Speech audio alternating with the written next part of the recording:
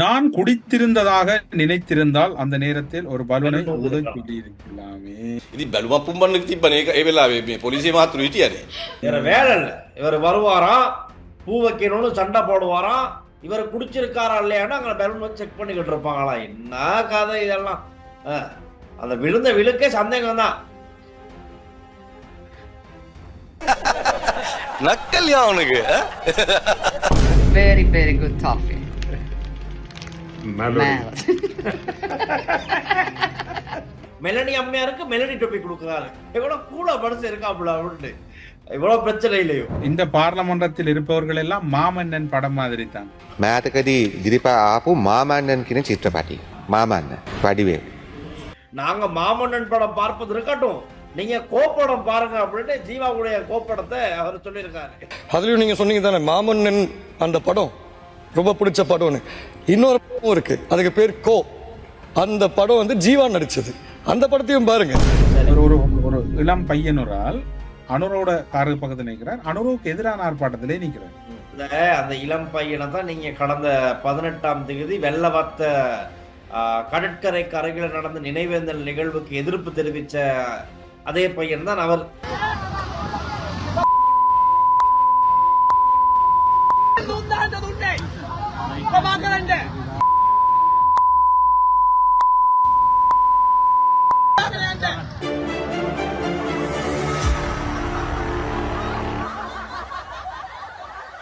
ஸ்ரீ காளிமாதா ஜோதிடம் உலக புகழ்பெற்ற ஜோதிடர் பண்டித் மகாராஜா. காதல், கல்யாணம், உத்தியோகம், வியாபாரம், கல்வி, குழந்தை பாக்கியம் மற்றும் மந்திர சூனிய பிரச்சனைகளுக்கு நிரந்தர தீர்வு. நீங்கள் வெளிநாட்டில் இருக்கும்போது உங்கள் பெற்றோரின் மருத்துவ தேவைகள் அனைத்தையும் நாங்கள் ஒருங்கிணைத்து கவனிக்கின்றோம். வருடாந்திர பதிவு, சிறப்பு தள்ளுபடி. மெடிப்ளேஸ்.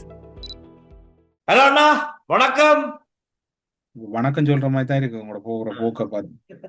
போற போக்கு கொஞ்சம் மோசமா தான் போய்கிட்டு இருக்கு.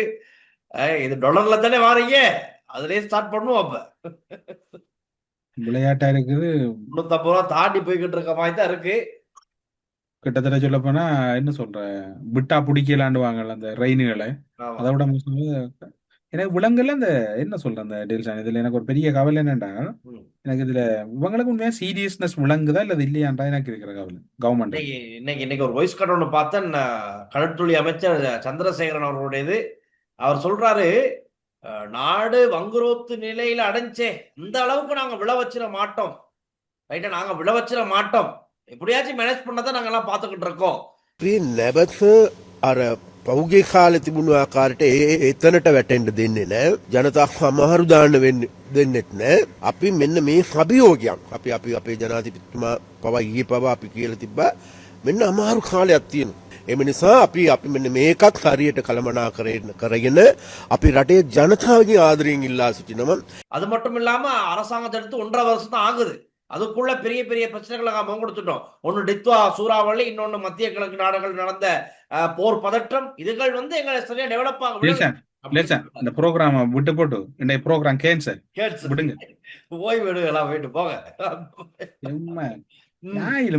மோசமா நீங்க கதை சொல்றேன்னா ஒரு அளவுக்கு இருக்கேன். அது சரி. அப்ப அரசு தரப்புல அமைச்சர் அப்படிதான் சொல்றாரு. அங்கிட்டு மத்திய வங்கி ஆளுநர் சொல்றாரு, இல்ல நம்மளுக்கு இத ஃபேஸ் பண்ணலாம், அழகா மேனேஜ் பண்ணலாம். ஃபேஸ் பண்ணலாம் ஃபேசியல் பண்ணா கூட பரவாயில்ல, அதுக்கு கூட ஒன்றும் இல்லாம போகுது. இப்ப நிலம் அப்படிதான் போகுது. IMF இடமிருந்து மே 27ஆம் தேதி $700 மில்லியன் பெற அரசாங்கம் தயாராகி வருகிறது. இது வேகமாக உயர்ந்து வரும் டாலரின் மதிப்பை குறைக்கும்னு பொருளியல் நிபுணர்கள் சொல்றாங்க. வாய்ப்பில்லை ராஜா, வாய்ப்பில்லை. IMF கொடுக்க போது இன்னும் ஒரு பேங்க் 600 ஏதோ 200 மட்டும் நினைக்கிறேன், சம்திங் ஏதோ அப்படி 600 200 இருக்கா இல்ல 700 200 இருக்கா, 900 அப்படி மில்லியன் ஏதோ ஒன்று நினைக்கிறேன். வாய்ப்பு இல்லை. வாகன இறக்குமதியை நீங்க செய்ய வச்சுட்டு இருந்தா அதை விட இப்ப ஹைலைட்டா நியூஸ் என்ன தெரியுமா? சஜித் பிரேமதாசாவை சந்திக்க முடியாது என்று கூறிய IMF பிரதிநிதிகள் அமெரிக்காவில் ஹர்ஷ டில்வாவை சந்திச்சிருக்கிறாங்க. முக்கிய கலந்துரையாடல்.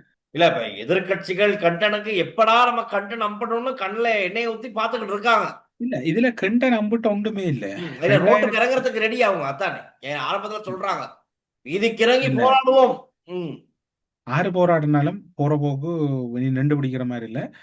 கவர்மெண்ட் எனக்குண்டா என்ன சொல்றது, விளையாட்டு புள்ள மாதிரி இருக்கு. ஒரு சீரியஸ்னஸ் இல்ல, எதுவும் இல்ல. ஒரு மட்டக்களப்புல வச்சு ஜனாதிபதி அன்றகுமார் சனாக்கு இதை பத்தி சொல்லியிருந்தாருன்னா, இதை பத்தி நம்ம சரியா பண்ணிக்கொள்ளலாம், விளவிட மாட்டோம் அப்படிங்கிற மாதிரி தான் அவருடைய உரை அமைஞ்சிருச்சு. என்ன டெல்சன் விட விட மாட்டோம்? ஏன்னு அடிக்கிற பந்த கெச் பிடிக்காம விட மாட்டோம்ன்ற மாதிரி. இல்ல இது மிக மிக மோசமான நிலைமை. மற்றது இப்ப நான் நினைக்கிறேன் அமைச்சரவை பேச்சாளர் மற்றது லால்காந்த விமல் ரட்நாயக்க போன்றவர்கள்லாம் சொன்னது, எதிர்கட்சியில் இருக்கக்கூடிய முக்கிய நிபுணர்கள் அரசினுடைய முக்கிய துறைகளை ஐ திங்க் ஏதோ ஒரு சொல்யூஷன் கொண்டு வர வேணும். ஹரிசடி செல்வாவே அவங்க எங்கேயோட ஏன்னால் இவங்கள்ட்ட எங்க பிரச்சனை விடுறாங்கன்னு சொன்னால் இவங்கள்ட்ட அந்த பேலன்ஸ் பண்ணி மேனேஜ் பண்ற கெப்பாசிட்டி இல்லாம இருக்கு. திறமையானவர்கள் தான் அவங்கள்ட்ட இருக்கக்கூடிய அதிகாரிகள், திறமையானவங்க. ஆனால் ஒரு ஸ்ட்ரகிள தெரியாது அல்லது ஒரு நெருக்கடியை சரியான வகையில ஹேண்டில் பண்ண தெரியாதவர்கள்லாம் இப்ப இருக்கிறதுனாடி ஒரு பெரிய நெருக்கடிக்குள்ளான் இவங்க இருக்கிறாங்க. மீள முடியாது. அது விளங்குது கதைகளில் விளங்குது. ஜனாதிபதி மட்டக்களப்புல சொன்னதுல இப்பதான் எனக்கு கிடைச்ச பாயிண்ட். நாம் டொலரை சிறிது காலத்துக்கு கட்டுப்பாட்டில் வைத்திருக்க வேண்டும் அப்படின்னு ஒரு விஷயத்தான் ஹைலைட்டா சொல்றாரு. அவன் டொலரை கட்டுப்பாட்டுல வச்சிருக்கணும் அப்படின்னு சொல்றாரு. இதெல்லாம் வாய்ப்பில்லை ராஜா. என்ன டில்சன் ஒவ்வொரு நாளும் ரெட்டி பகரி கொண்டிருக்கு. பவுன்ஸ் எல்லாம் வந்து 460க்கு மேல போய் கொண்டிருக்கேன். பிராங்க் எல்லாம் வந்து 443 450 கிட்ட நெருங்கி கொண்டிருக்கு. உடற்பு நிகழ்ச்சியில கலந்து கொண்ட சிரேச விரிவுரையாளர் கணேசன் கொழும்புல எல்லாம் அப்படி ஒரு பதட்டமே இல்லையா? நோமெல்லாம் இருக்காம பதற்றம் இல்ல, மக்கள் பதற்றம் இல்ல, மக்களுக்கு அந்த தாக்கம் பெரிய அளவுல விலங்கல்ல. அதான் அதை சொல்லி ஆகணும். அன்றாட நடவடிக்கைகள்ல ஸ்மூத்தா ஈடுபட்டுக்கிட்டு போறாங்க. இதே 2022 பார்த்தோம்னா இந்த மாதிரி நிலை வரும்போது இந்த 350 ரூபா டாலர் இருக்கும் போதே பெரிய பிரச்சனை தான். 2023ஆம் ஆண்டுக்கு பிறகு ஒரேடியா டாலர் கூடுன தரம் காலமும் இதாத்தான் இருக்கு. முதல் வந்து இந்தியா உதவி செய்தது. இந்தியாவோட நிலைமை மோசம், இந்தியாவிலையும் செய்ய இயலாது. எனிவே உங்களுக்கு எல்லாம் ஒரு சிக்கல், ஒரு எப்படி அனுரகுமார கடந்து போறாருன்னு இங்க இருக்கிற கேள்வி. ஆனா இந்தியாவோட நிலைமை மோசம் அங்க இந்திய பிரதமர் நரேந்திர மோடி மெலனி அம்மையாரோட நிறைய ட்வீட்லாம் போட்டுக்கிட்டு இருக்காங்க. மெலனி அம்மையாருக்கு மெலனி டொப்பி கொடுக்குறாரு. அந்த வீடியோ ரொம்ப வைரலா போய்கிட்டு இருக்கு. எவ்வளவு கூலா மனசு இருக்காப்புல அப்படின்னு, இவ்வளவு பிரச்சனை இல்லையோ. Prime Minister Modi brought us a gift, a very, very good toffee. Melody. என்ன டீல்சான் இந்த பார்லமன்றத்தில் இருப்பவர்கள் எல்லாம் மாமன்னன் படம் மாதிரி தான். இங்க இருப்பவர்கள் லீலாக்கள் தான். இவர் யாரு விமல் ரட்நாயக்க நாடாளுமன்றத்தில் என்ன கருத்து சிங்களத்துல என்ன விளக்க சொல்ற? සෙල්ලි මන්ත්‍රීතුමිය කතා කරනකොට මම මට මතක් වුණා මේ මෑතකදී ඉදිරිපත් ආපු මාමන්නන් කියන චිත්‍රපටි. මනෝගායස මැතිතුමා බලලා ඇති. මාමන්න. වඩිවේල්. මලයකම් ජනතාවට කළා තිබෙන්නේ. ඒ පාලකයන්ගේ වතු පාලකයන්ගේ විතර නෙමෙයි දේශපාලන වතු අයිතිකාරයෝ තමයි ඒ කාලේ ඒ පක්ෂවට පත් වුණ එක්සත් ජාතික පක්ෂයේ ශ්‍රී ලාංකික වැඩි ප්‍රමාණයක් ඔවුන්ගෙන්ම පීඩාවටපත්ලා දුප්පත් භාවයටපත් වෙච්ච පවුලක චූටි ගෑනු ළමෙක් ලීලා එයා ඉගෙනගෙන එයා පාර්ලිමේන්තුවට ගිහිල්ලා එයාවට එයාලගේ මුළු ගම්මානයේට මුළු ප්‍රජාවටම விபத்துக்கு நதுன்னு பாலக்கா பராத்தனம். அவர் என்ன சொல்றாருன்னு சொன்னா, கஷ்டங்களுக்கு மத்தியில அடிமட்டத்துல இருந்து மலையகத்துல வளர்ந்து வந்த ஒரு பெண், அதுக்கு அதிகாரத்துல இருந்தவங்களை தோற்கடிச்சிட்டு இன்னைக்கு அவங்க அந்த அதிகாரத்தை இடத்துக்கு வந்திருக்காங்கன்னு சொன்னா அத்தனை ஒரு பெரிய பெருமையான விஷயம். அதுதான் நாட்டு மக்கள் அந்த அதிகார மாற்றத்தை தான் செஞ்சிருக்காங்க. அதுதான் அந்த லீலா அப்படிங்கிற அந்த கதாபாத்திரத்தோட ஒப்பிட்டு இவங்க சொல்றாங்க மாமன்னன் திரைப்படத்தை. அவர் நல்லா தமிழ் படம் பாப்பாரு போல விமல் ரத்நாயக். ஆமா ஆமா ஆமா, இதுக்கு நிறைய இடத்துல சொல்லியிருக்காரு தமிழ் படங்கள் சம்பந்தமா. இல்ல அவர் அவருக்கு தமிழ் புரியும் டெல்சன். அதே நேரம் அவர் வந்து தமிழும் கதைக்கக்கூடியவர், அந்த தமிழ் சரளமா கதைக்காடி ஓரளவு கதைக்கக்கூடியவர். சரி, இப்ப அந்த கதைக்கு பதில் ஒருத்தர் கொடுத்திருக்காரு. மலையகத்துல அதிகாரத்துல வந்தவங்க யாருன்னா தொண்டமான் கோத்தான். அப்ப அவரு இன்னைக்கு ஜீவன் தொண்டமான் அவர்கள் இது சம்பந்தமா ஒரு பதில் சொல்லிருக்காரு. நாங்க மாமன்னன் படம் பார்ப்பது இருக்கட்டும், நீங்க கோப்படம் பாருங்க அப்படின்னு ஜீவாவுடைய கோப்படத்தை அவர் சொல்லியிருக்காரு. அதுலயும் நீங்க சொன்னீங்க தானே மாமன்னன் அந்த படம் ரொம்ப பிடிச்ச படம்னு. இன்னொரு படம் இருக்கு, அதுக்கு பேர் கோ. அந்த படம் வந்து ஜீவா நடிச்சது. அந்த படத்தையும் பாருங்க.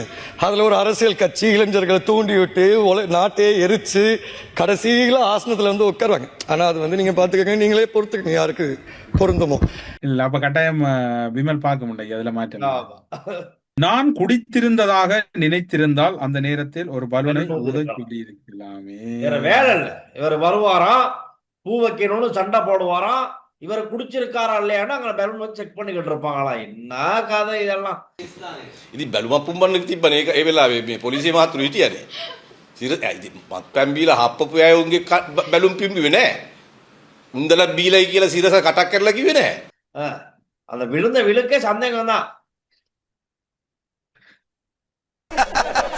நக்கல்யா அவனுக்கு இன்னொரு கதை சொல்லிருக்காரு. பரவாயில்ல, நான் எங்க விழுந்தேன்?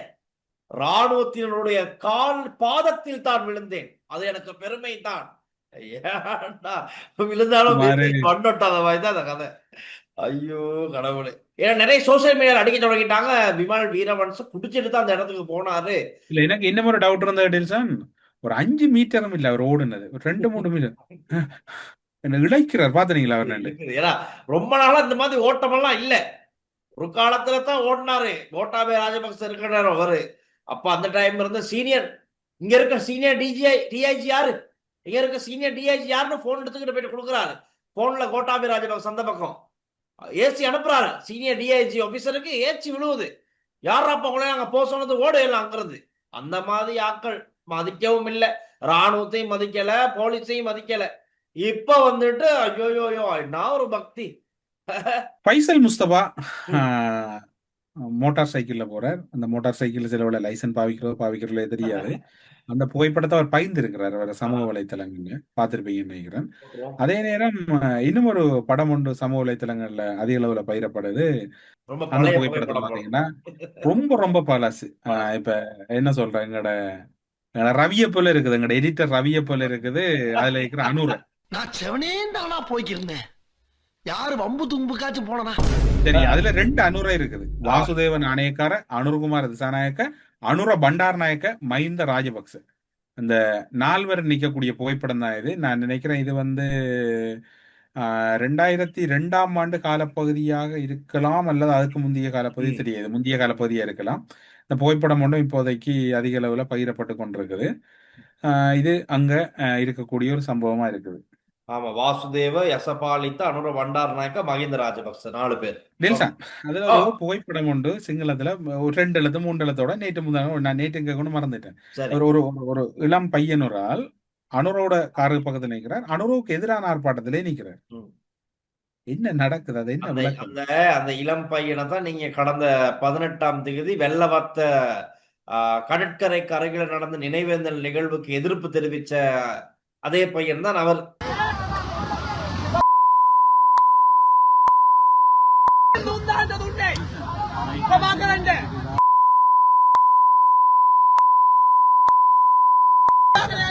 இத சில சோசியல் மீடியாக்கள் ரைட்டா, சில பேஸ்புக் கணக்குகள் என்ன செய்யறாங்கன்னா, ஓ அனுராவுடைய குழு தான் இது, புள்ளையும் கிள்ளி தொட்டிலை ஆட்டி விடுறாங்கன்னு ஒரு காட்சிப்படுத்துறாங்க. ஆனா உண்மை அது இல்ல.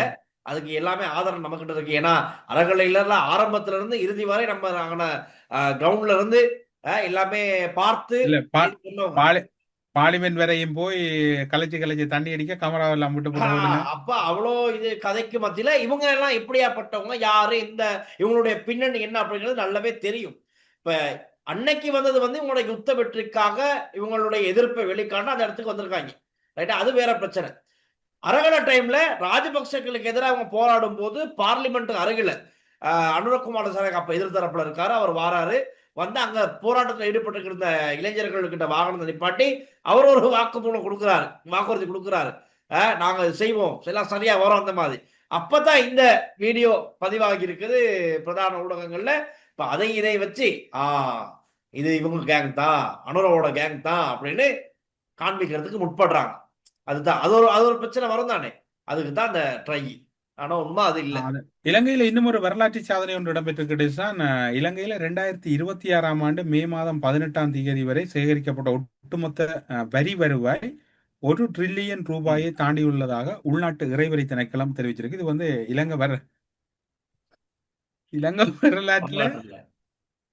இலங்கை வரலாற்றுல பெரிய வரலாறா தான் போகுது.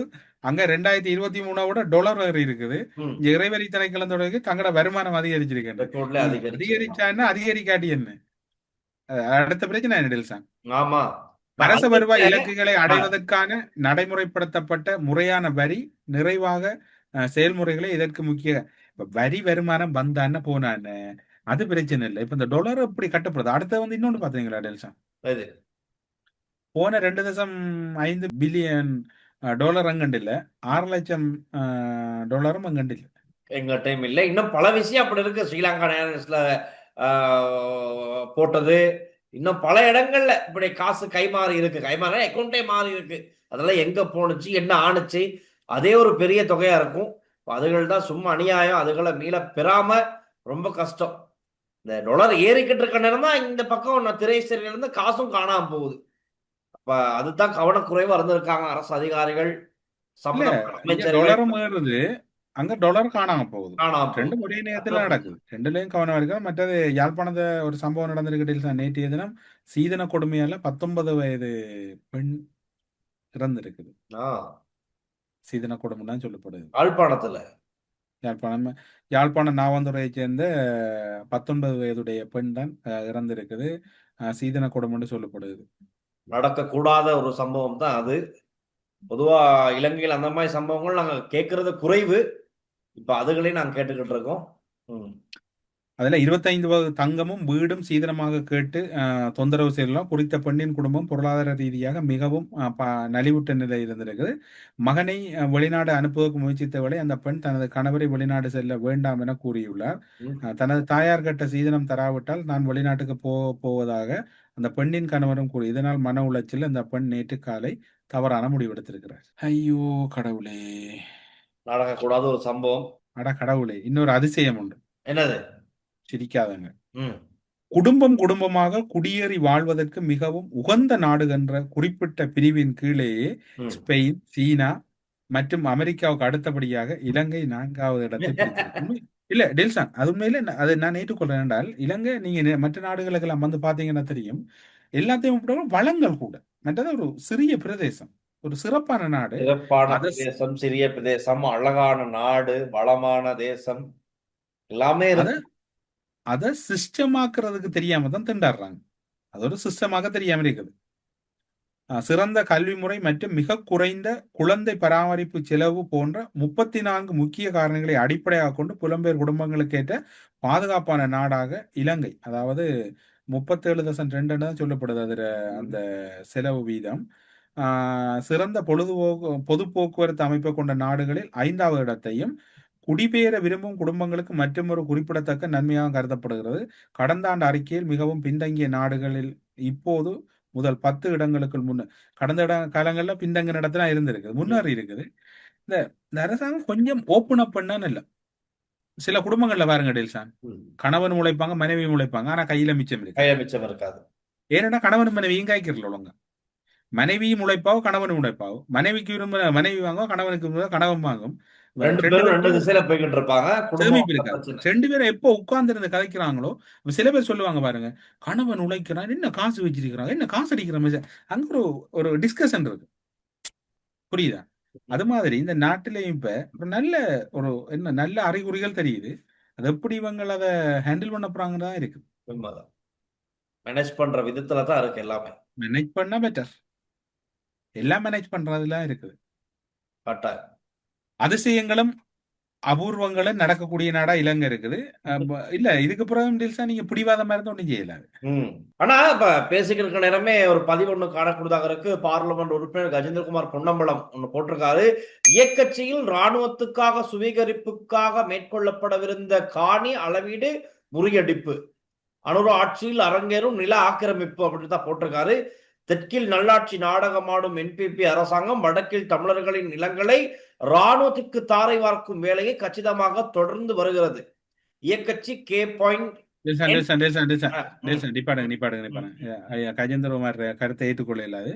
நீங்க நேற்று போன சுமந்திரனிட சொல்லி இருந்தால் அவர் ஜனாதிபதி மேடையில வச்சு சொல்லி இருப்பாரு. நீங்க சொல்லல,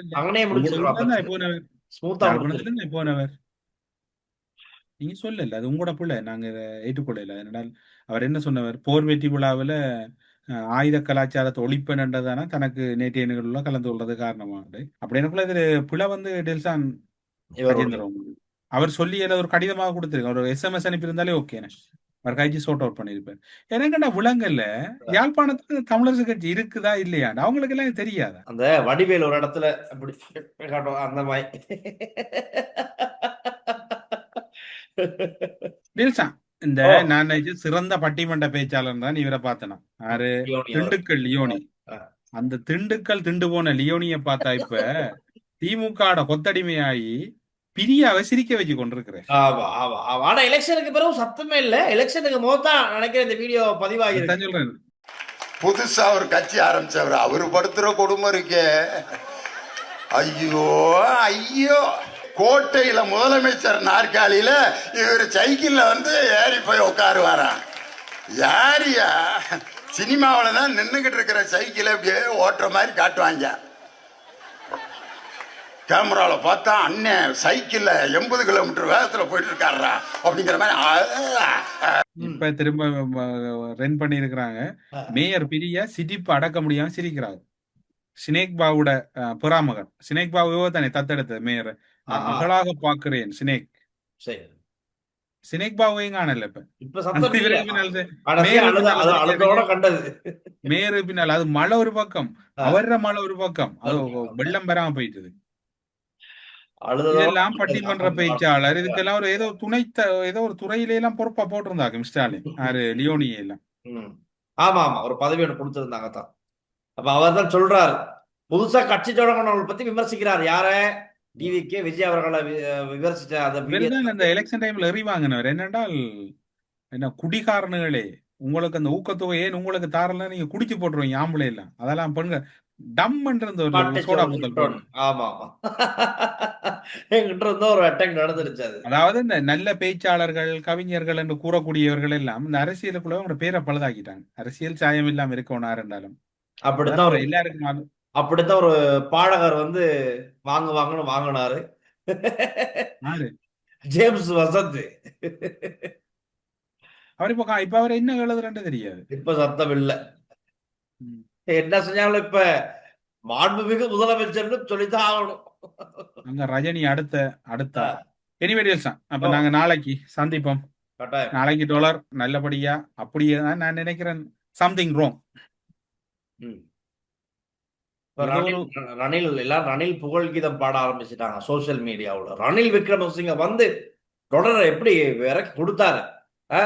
கேஸ் விலையை குறைச்சாரு, சிலிண்டர் விலையை குறைச்சாரு, எல்லாம் நான் யாருக்கும் சார்பா சொல்லல.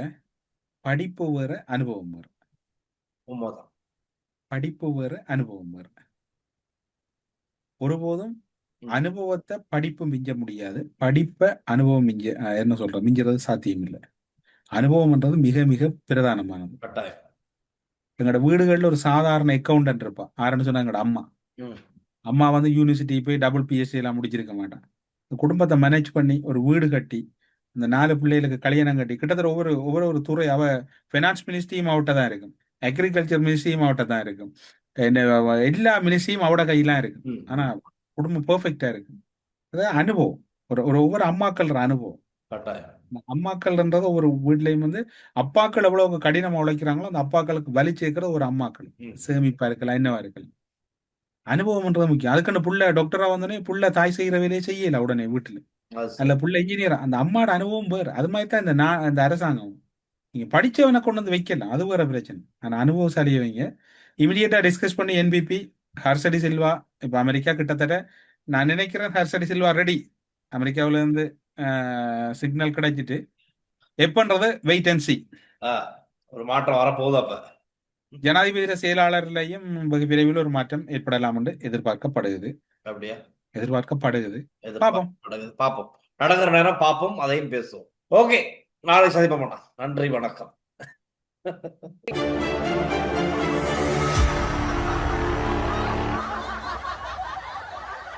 ஸ்ரீ காளிமாதா ஜோதிடம் உலக புகழ்பெற்ற ஜோதிடர் பண்டித் மகாராஜா. காதல், கல்யாணம், உத்தியோகம், வியாபாரம், கல்வி, குழந்தை பாக்கியம் மற்றும் மந்திர சூனிய பிரச்சனைகளுக்கு நிரந்தர தீர்வு. நீங்கள் வெளிநாட்டில் இருக்கும்போது உங்கள் பெற்றோரின் மருத்துவ தேவைகள் அனைத்தையும் நாங்கள் ஒருங்கிணைத்து கவனிக்கின்றோம். வருடாந்திர பதிவு, சிறப்பு தள்ளுபடி, மெடிப்ளேஸ்.